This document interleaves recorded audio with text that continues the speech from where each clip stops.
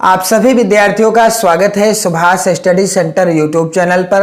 आज का यह वीडियो कक्षा 10 के छात्रों के लिए काफ़ी ज़्यादा इम्पोर्टेंट है, क्योंकि इस वीडियो के द्वारा हम आपके साथ साझा करने वाले हैं हिंदी विषय का जो प्री बोर्ड परीक्षा पर आधारित मॉडल पेपर है। और इस मॉडल पेपर का यहाँ पर आप देख सकते हैं प्रश्न संख्या 4, जो कि इस प्रकार से है। निम्नलिखित पद्यांशों में से किसी एक की संदर्भ सहित व्याख्या कीजिए और उसका काव्यगत सौंदर्य भी स्पष्ट कीजिए। यहाँ पर दो पद्यांश दिए गए हैं, 4 का और 4 खा। आपको किसी एक का संदर्भ लिखना है, उसकी व्याख्या लिखनी है और साथ ही साथ काव्यगत सौंदर्य भी लिखना है, जिसके लिए आपको यहाँ से कुल कितने नंबर मिल जाते हैं? 6 नंबर मिल जाते हैं। तो यदि आपने अभी तक इस प्री बोर्ड परीक्षा पर आधारित मॉडल पेपर का प्रश्न संख्या 1 से लगाकर प्रश्न संख्या 3 तक जो रिलेटेड वीडियो मैंने उपलब्ध करा दिया है, आपको चैनल की प्लेलिस्ट में भी आपको चैनल की प्लेलिस्ट में मिल जाएगा। आप उसे देखकर इस पेपर को संपूर्ण तरीके से सीख जाएंगे। आप उस वीडियो को देख लीजिए ताकि आपको पता चल सके कि आपको प्री बोर्ड परीक्षा में प्रश्नों के उत्तर कैसे लिखना है, उत्तर लिखने का तरीका क्या है। तो यदि आप चैनल पर नए हो तो चैनल को सब्सक्राइब करने के साथ साथ बेल आइकन को भी जरूर दबाएं, ताकि आने वाली प्रत्येक वीडियो का नोटिफिकेशन आप तक पहुंचता रहे। तो 4 खा का जो दोहा है, इसका मैं संदर्भ बताऊंगा, व्याख्या एवं काव्यगत सौंदर्य बताऊंगा। तो 4 खा का दोहा क्या है? मंत्र परम लघु जासु बस, विधि हरि हर सुर सर्ब, महामत गजराज कहूं, बस कर अंकुश खर्ब। कैसे लिखेंगे इसका संदर्भ, कैसे लिखी जाएगी व्याख्या एवं काव्यगत सौंदर्य? सबसे पहले आपको इस तरीके से आपकी कॉपी में इस तरीके से लिखना है, प्रश्नोत्तर नंबर 4 खा। बड़े ही अच्छे ढंग से आपको हेडिंग डालना है, प्रश्नोत्तर नंबर 4 खा। और यहाँ पर पद्यांश के यानी दोहे के प्रथम के शब्दों को, शुरुआत के शब्दों को और आखिरी के शब्दों को कुछ इस तरीके से लिख लेना है। फिर आपको हेडिंग डालना है संदर्भ। फिर कौन सी हेडिंग आपको डालना है? संदर्भ। और क्या हो जाएगा संदर्भ? प्रस्तुत पद्यांश हमारी पाठ्य पुस्तक हिंदी के काव्य खंड में संकलित धनुष भंग शीर्षक से अवतरित है, जिसके रचयिता कौन हैं? गोस्वामी तुलसीदास जी हैं। और संदर्भ लिखते समय आप ध्यान देंगे कि प्रस्तुत पद्यांश हमारी पाठ्य पुस्तक हिंदी आपको ब्लैक पेन से लिखना है, के काव्य खंड भी आपको ब्लैक पेन से लिखना है, में संकलित धनुष भंग शीर्षक, पाठ अथवा शीर्षक का नाम भी आपको ब्लैक पेन से लिखना है, तथा रचयिता का नाम भी आपको ब्लैक पेन से ही लिखना है। प्रस्तुत पद्यांश हमारी पाठ्य पुस्तक हिंदी के काव्य खंड में संकलित धनुष भंग शीर्षक से अवतरित है, जिसके रचयिता कौन है? गोस्वामी तुलसीदास जी हैं। रचयिता कौन है? गोस्वामी तुलसीदास जी हैं। अब इस दोहे की सरल व्याख्या क्या हो जाएगी? तो यहाँ पर आप देख सकते हैं दोहा है, मंत्र परम लघु जासु बस, विधि हरि हर सुर सर्ब, महामत गजराज कहूं, बस करे अंकुश खर्ब। इस तरीके से आपको हेडिंग डालना है व्याख्या। और क्या हो जाएगी व्याख्या? कि सीता जी की माता जी की सखी कहती है, क्या कहती है? कि मंत्र बहुत छोटा होता है, लेकिन ब्रह्मा, विष्णु एवं महेश आदि सभी देवता उसके अधीन रहते हैं। मंत्र परम लघु जासु बस, विधि हरि हर सुर सर्ब। मंत्र बहुत छोटा होता है, लेकिन ब्रह्मा, विष्णु एवं महेश आदि सभी देवता उसके अधीन रहते हैं, अर्थात मंत्र के वश में रहते हैं। और क्या हो जाएगी व्याख्या? महामत गजराज कहूं, बस कर अंकुश खर्ब।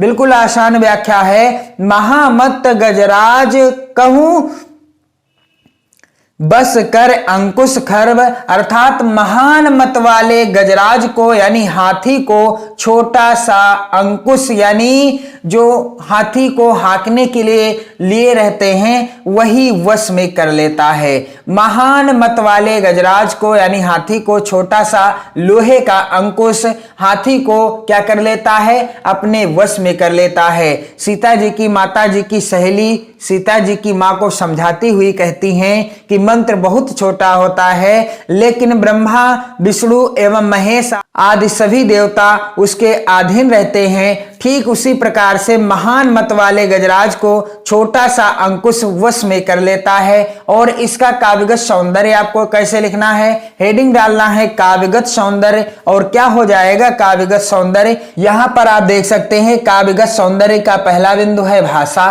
तो दिए गए पद्यांश की या दोहे की भाषा क्या है, अवधी भाषा है। और दूसरा बिंदु है रस, तो इसमें कौन सा रस है, भक्ति रस है। और तीसरा बिंदु है छंद, तो इसमें कौन सा छंद है, दोहा छंद है। यानी जो पद्यांश दिया गया है आपके प्री बोर्ड परीक्षा के मॉडल पेपर में यह किस छंद में लिखा हुआ है, दोहा छंद में है। और अलंकार कौन सा है, इसमें अनुप्रास अलंकार है। कौन सा अलंकार है, अनुप्रास अलंकार है। यहां पर आप देख सकते हैं। अगला प्रश्न यहां पर 5 नंबर यानी 5 का के अंतर्गत पूछा गया है, निम्नलिखित लेखकों में से किसी एक लेखक का जीवन परिचय दीजिए और उनकी किसी एक रचना का नाम लिखिए। यहां से आपको 3 नंबर मिल जाते हैं। और यहां पर 3 लेखक के नाम दिए गए हैं, आपको किसी एक का जीवन परिचय लिखना है और संबंधित लेखक की एक रचना का नाम भी लिखना है। तो मैं आपको इस वीडियो में बताऊंगा जयशंकर प्रसाद जी का जीवन परिचय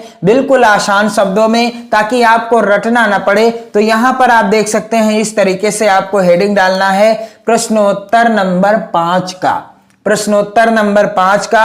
और इसके बाद आपको इस साइड में भी हेडिंग डालना है 5 का। और 5 का कौन सा, पहला यानी फर्स्ट, जयशंकर प्रसाद। और फिर आपको हेडिंग डालना है जयशंकर प्रसाद के बाद जीवन परिचय।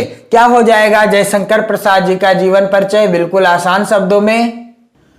कोमल भावनाओं के चितेरे, छायावादी युग के निर्माता, नाटक सम्राट कवि जयशंकर प्रसाद जी का जन्म सन 1889 ईस्वी में काशी के प्रसिद्ध जर्दा विक्रेता श्री देवी प्रसाद जी के यहाँ हुआ था। कोमल भावनाओं के चितेरे, छायावादी युग के निर्माता कहा जाता है जयशंकर प्रसाद जी को।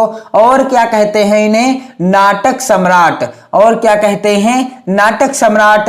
कवि जयशंकर प्रसाद जी का जन्म सन 1889, कब हुआ था इनका जन्म, सन 1889 ईस्वी में। कहाँ हुआ था, काशी के एक प्रसिद्ध जर्दा विक्रेता, पिताजी का नाम क्या था इनके, श्री देवी प्रसाद जी। इनके पिता काशी के प्रसिद्ध दानी थे। जयशंकर प्रसाद जी के पिताजी काशी के प्रसिद्ध दानियों में से एक थे।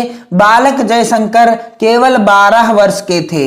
बालक जयशंकर केवल 12 वर्ष के थे और 7वीं कक्षा में पढ़ते थे। और कौन सी कक्षा में पढ़ते थे, 7वीं कक्षा में पढ़ते थे कि इनके पिता का परलोकवास हो गया। इतने में क्या हो गया कि इनके पिता श्री देवी प्रसाद जी का परलोकवास हो गया और घर का सारा भार इनके कंधों पर आ पड़ा। और घर का जो भार है वह सब इनके कंधों पर आ पड़ा। घर पर ही हिंदी, संस्कृत तथा अंग्रेजी का अध्ययन किया। घर पर ही जयशंकर प्रसाद जी ने हिंदी, संस्कृत तथा अंग्रेजी का अध्ययन किया।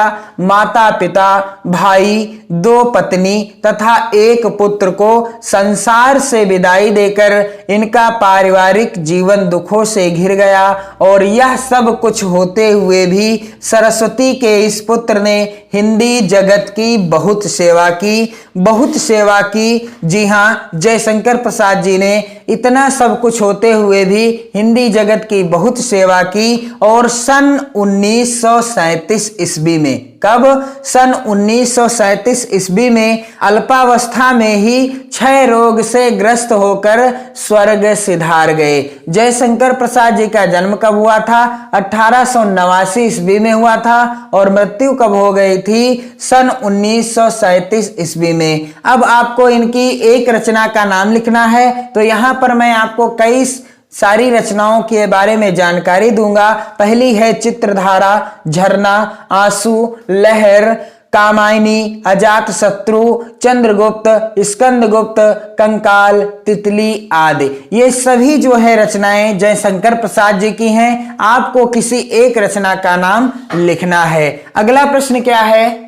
प्रश्न संख्या 5 खा के अंतर्गत पूछा गया है, निम्नलिखित कवियों में से किसी एक कवि का जीवन परिचय देते हुए उनकी किसी एक रचना का नाम लिखिए। तो यहाँ पर 3 विकल्प दिए गए हैं। पहला विकल्प है तुलसीदास, दूसरा है बिहारी और तीसरा है सुमित्रा नंदन पंत। तो इस वीडियो में हम आपको बताएंगे कविवर बिहारी लाल जी का जीवन परिचय बिल्कुल आसान शब्दों में कि कैसे आपको याद करना है और कौन कौन से मुख्य बिंदु हैं जो कविवर बिहारी लाल जी के जीवन परिचय से संबंधित हैं। तो चलिए यहां पर आप देख सकते हैं कि आपको इस प्रश्न का उत्तर कैसे लिखना है। आपको हेडिंग डालना है प्रश्नोत्तर नंबर 5 खा, प्रश्नोत्तर नंबर 5 खा, और इस तरफ भी आपको 5 खा डालकर किसका जीवन परिचय लिखने जा रहे हैं? बिहारी लाल, यानी दूसरे नंबर के हैं तो 2 नंबर यहां पर डालकर आपको क्या करना है? हेडिंग डालना है बिहारी लाल और इसके बाद आपको हेडिंग क्या डालनी है? जीवन परिचय। हेडिंग क्या डालनी है? जीवन परिचय। तो कविवर बिहारी लाल जी का जीवन परिचय आप कैसे लिखेंगे? इससे पहले आपको मैं एक जानकारी दे दूं कि जितना इस जीवन परिचय के अंतर्गत रेड पेन से लिखा है वो सब आपको ब्लैक पेन से लिखना है। तो यहां पर क्या हो जाएगा? जीवन परिचय, रीतिकाल के महान कलाकार, कविवर बिहारी लाल जी को रीतिकाल का महान कलाकार माना जाता है। रीतिकाल के महान कलाकार महाकवि बिहारी लाल जी का जन्म सन 1603 ईस्वी में ग्वालियर के निकट बसुआ गोविंदपुर नामक गांव में हुआ था। रीतिकाल के महान कलाकार कहे जाते हैं कविवर बिहारी लाल जी। और इनका जन्म कब हुआ था? सन 1603 ईस्वी में। कहां हुआ था? ग्वालियर के निकट बसुआ गोविंदपुर नामक गांव में हुआ था। ग्वालियर के निकट बसुआ गोविंदपुर नामक गांव में हुआ था। ये मथुरा के चौबे थे। कविवर बिहारी लाल मथुरा के चौबे थे और इनके पिता का नाम केशव राम था। इनके पिता का नाम क्या था? केशव राम था। 8 वर्ष की आयु में इनके पिता इन्हें अपने साथ ओरछा बुंदेलखंड ले गए और इनके गुरु आचार्य केशव दास जी थे। बिहारी लाल जी के गुरु जी का क्या नाम था? आचार्य केशव दास था। और क्या हो जाएगा जीवन परिचय कि बिहारी का बचपन ओरछा में बीता। कविवर बिहारी लाल जी का बचपन कहाँ बीता? ओरछा में बीता। बिहारी लाल जी का बचपन ओरछा में बीता। युवावस्था में ये अपनी ससुराल मथुरा जाकर रहने लगे, किंतु ससुराल में उचित सम्मान न मिलने के कारण ये वहां से कन्नौज के राजा मिर्जा जय सिंह के दरबार में चले गए और वहां इन्हें पर्याप्त सम्मान मिला। राजा मिर्जा के दरबार में बिहारी लाल जी को पर्याप्त सम्मान मिला। कहते हैं उस समय राजा अपनी छोटी रानी के प्रेम पास में फंसे हुए थे और वह राजकाज की सब चिंता छोड़कर हर समय महल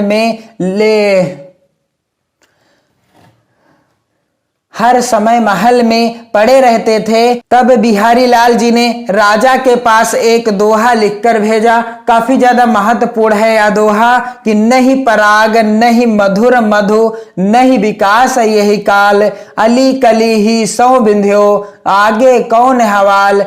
इस एक दोहे ने राजा की आंखें खोल दी। वह ठीक से राज्य की देखभाल करने लगे। दरबारी जीवन में बिहारी को बहुत सम्मान मिला। राजा मिर्जा जय सिंह के दरबार में कविवर बिहारी लाल जी को बहुत सम्मान मिला। कहा जाता है कि राजा जय सिंह बिहारी को प्रत्येक दोहे की रचना पर 1 स्वर्ण मुद्रा यानी असरफी पुरस्कार देते थे। और सन 1663 ईस्वी में कब? सन 1663 ईस्वी में इस महाकवि का परलोकवास हो गया। यानी बिहारी लाल जी का जन्म कब हुआ? सन 1603 ईस्वी में। कहाँ हुआ? ग्वालियर के निकट बसुआ गोविंदपुर नामक गांव में हुआ। इनके पिताजी का नाम केशवराम था और गुरु का नाम केशवदास था और ये राजा मिर्जा जय सिंह के दरबार में रहते थे। और कविवर बिहारी लाल जी की एकमात्र रचना है जिसका नाम है बिहारी सतसई, जिसमें कुल कितने दोहे हैं? 719 दोहे हैं। और यदि आप प्रश्न संख्या 6 से उत्तर देखना चाहते हैं तो आप कमेंट कीजिए, मैं जल्द से जल्द वीडियो उपलब्ध करा दूंगा ताकि आपकी प्री बोर्ड परीक्षा में सबसे अच्छे अंक आ जाएं। और आपको क्या करना है, चैनल के साथ जुड़ जाना है। चैनल को सब्सक्राइब करने के साथ साथ बेल आइकन को भी जरूर दबा देना है। पढ़ते रहिए, मस्त रहिए, हमेशा खुश रहिए और खुशियां बांटते रहिए। जय हिंद।